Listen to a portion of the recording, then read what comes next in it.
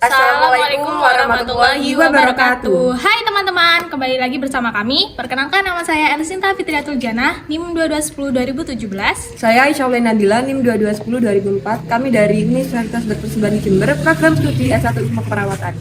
Di sini kami akan menjelaskan tentang farmakodinamik dan farmakokinetik dari paracetamol dan Antidotnya. Semoga bermanfaat.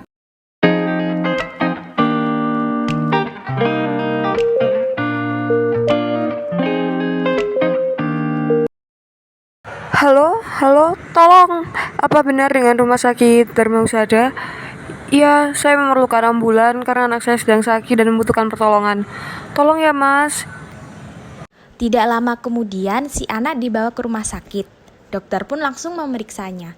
Hasil yang didapat dari diagnosa, si anak mengalami keracunan akibat overdose paracetamol. Yuk kita bahas tentang paracetamol dan bagaimana cara mengatasi keracunannya. Tentunya kita sudah sangat familiar dengan paracetamol. Siapa sih yang tidak tahu paracetamol? Paracetamol atau acetaminophen adalah obat untuk meredakan demam dan nyeri ringan hingga sedang. Misalnya sakit kepala, nyeri haid, atau pegal-pegal. Paracetamol atau acetaminophen tersedia dalam berbagai sediaan, seperti tablet, sirup, tetes, infus, dan juga suppositoria. Dalam penggunaan obat, tentunya ada dosis yang harus dipatuhi. Tak terkecuali paracetamol. Penggunaan oral paracetamol untuk orang dewasa, dosisnya 500 hingga 1000 mg dan diberikan setiap 4 hingga 6 jam sekali, dengan dosis maksimal 4000 mg per hari. Bagaimana sih cara kerja paracetamol?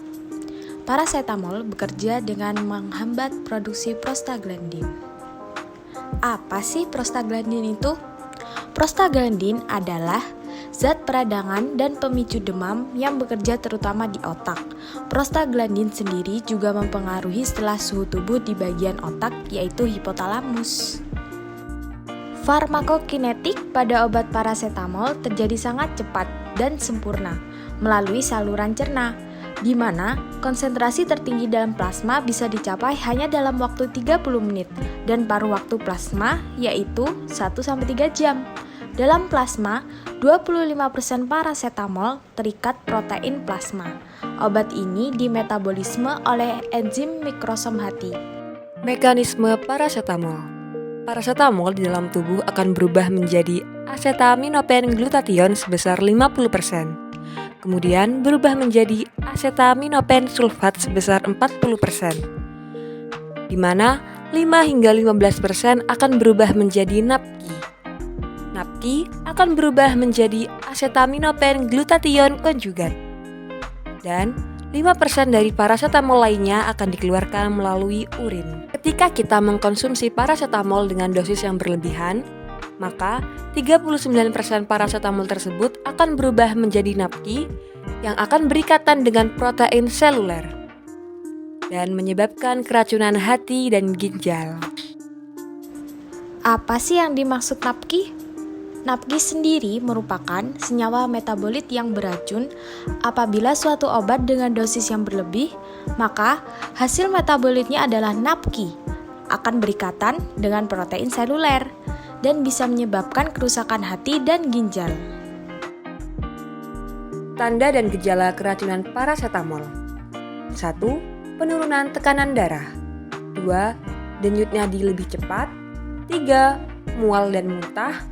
4. Nyeri perut. 5. Sesak nafas. 6. Kejang. 7. Keringat dingin. Dan yang 8. Penurunan kesadaran. Cara mengatasi keracunan pada paracetamol menggunakan antidot yaitu asetilsistein. Apa sih asetilsistein itu? Asetilsistein merupakan antidot atau anti racun yang bekerja sebagai hepatoprotektor dengan memperbanyak glutathione pada hati, bekerja sebagai pengganti glutathione dan meningkatkan konjugasi sulfat non-toksik dari paracetamol itu sendiri. L-cysteine merupakan prekursor antioksidan enzim glutathione. Sekitar 4% fraksi metabolit dan parasetamol dimetabolisme di hati oleh isoenzim CYP2E1 dan sitokrom P450 atau CYP menjadi N-asetil P-benzoquinoneamine atau NAPQI yang merupakan zat toksik untuk hepar. Jadi, NAPQI tidak akan berikatan dengan protein melainkan menjadi acetaminophen glutathione conjugate. Sekian penjelasan dari kami, semoga bermanfaat. Kurang lebihnya mohon maaf. Wassalamualaikum warahmatullahi wabarakatuh. Dah.